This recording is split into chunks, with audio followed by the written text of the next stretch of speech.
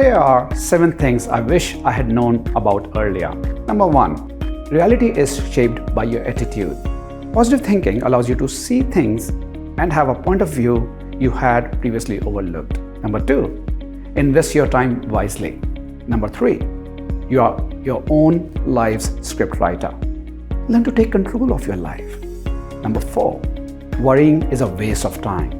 Worrying consumes time that could be better used for opportunity and action. Number 5. You grow by making mistakes.